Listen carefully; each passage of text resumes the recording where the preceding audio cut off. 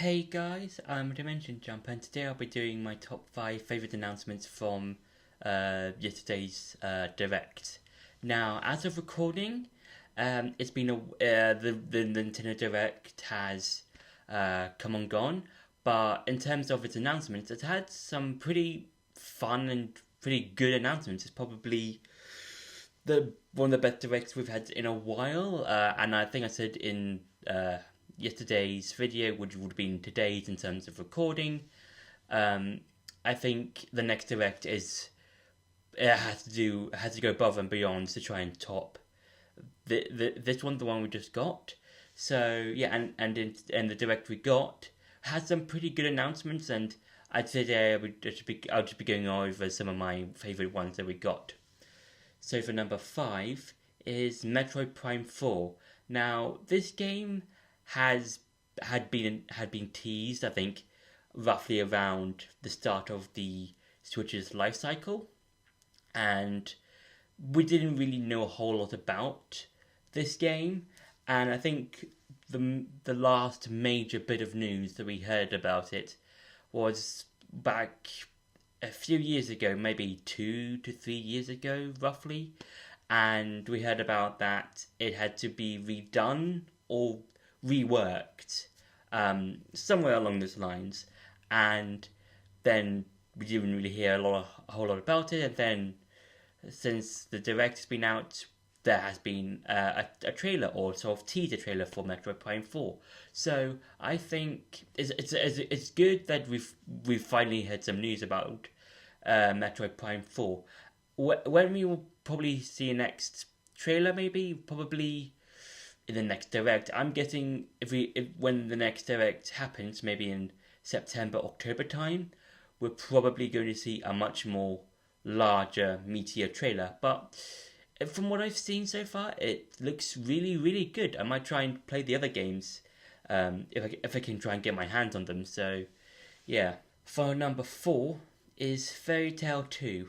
Now I said this in my mini general discussion video that I really like Fairy Tail. I'm a huge fan of the show, and I did enjoy playing the first game. I think the first game is really, really fun, and it takes elements from the show, mainly from the Tenno Island arc up until before the final season. But with Fairy Tail 2, it does the whole of the final season. So yeah, that's quite cool.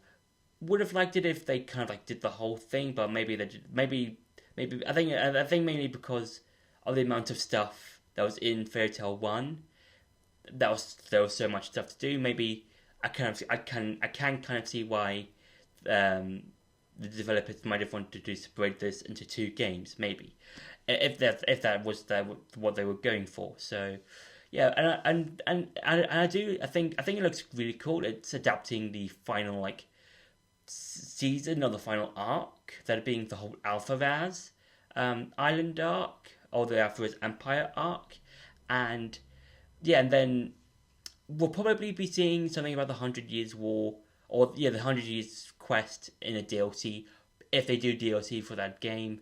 And yeah, this game looks really, really cool and fascinating, and it'll be cool to go back into the game and just seeing some of the new stuff that's added to this game. So yeah, for number 3 is Super Mario Party Jamboree.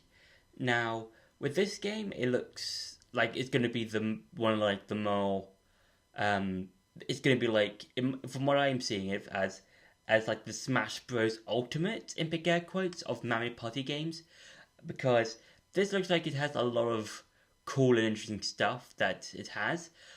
Because what I remember, because there's a lot of different tracks, one of them being the sort of Mario Kart inspired track, and yeah, there seems to be a lot of cool stuff that's been added.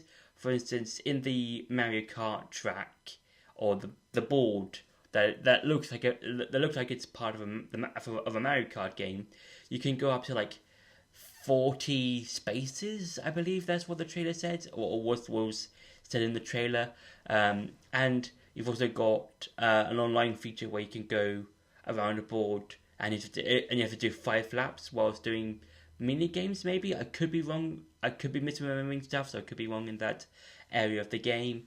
And yeah, this seems like an interesting idea, and I think all of these different things we've seen in the game so far from the trailer that we've seen is somewhat interesting, and it's somewhat of a clever idea in terms of how some of the elements of the game works. And this feels like, as I said before, a Smash Bros. Ultimate based Mario Party game or something like that. So yeah, so it'll be something quite cool to see, and it'll be really, really fun to play around. So yeah. For number two, is Lego Horizon Adventures. Now, I've played both Horizon games, as I said before, my General Direct video, and right now starting this week, I'll be doing my Horizon Forbidden West Let's Play, and I remember some bits and pieces of both games, and from what I remember, the game is really, really fun. I do enjoy a lot of stuff like the combat, especially with the different bows you can use with their different status effects that you can do to the machines. And with Lego Horizon Adventures, it looks like it's going to be doing something similar, but in Lego form. And I think Lego Horizons Horizon games feels like an interesting game, or one of those out of left field games that you'll turn into a Lego game. It's kind of like how you see all those movie games, or like the Lego Star Wars games, or adapting the adapting the Star Wars games, and they're making them to Lego. And with Lego Horizon, it feels like, it feels out of left field, but it feels right, and it feels like it should have always been a Lego game. But with the main Horizon games, they are fun, and I feel like the Lego Horizon game is going to be a whole lot more fun, or on par with how fun the Horizon games are. So yeah. And for number one is The Legend of Zelda: Echoes of Wisdom. Now, this game is it's something from what I remember hearing about, Zelda fans have been wanting for ages. That being Zelda being the main character of her own game, and yeah, that's exactly what's going to be happening in Echoes of Wisdom.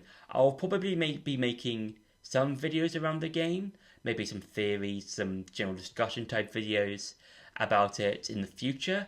I'll probably work on some stuff here and there, maybe some scripts here and there, and try and talk about my thoughts a lot more on the matter. But looking at what we've seen so far, it looks so cool, and it's in that style of the Link's Awakening remake, in that sort of like cutesy little art style, and it looks really cool. And I'm really glad and happy and excited that Zelda is having her own game, and she's the main character. And this is probably like the first mainline, quote unquote, Zelda game that Zelda's the main character, because we don't really know because I remember I watched a video from Trevor's Trends that he just released in terms of recording this video.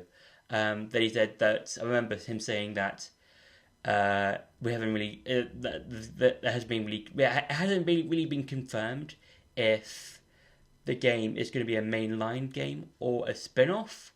I do hope it's a spin-off, but overall, I think from what I've seen, like the echoes ability that you can do, the whole completely different gameplay style that you can do, and it's like so cool, and it feels so refreshing for a Zelda game, because you're taking control of Zelda, a character that's not really in a lot of, because she's in a lot of, pretty much every single, or almost every single Zelda game, but you really only see it in like bits and pieces, like in several parts of the game, or the different games that she's in. But being able to control her, and having to use her abilities and stuff like that, and getting to play the entire game as her, it's going to be something really, really cool to see. And I'm quite excited for the game as a whole. So yeah.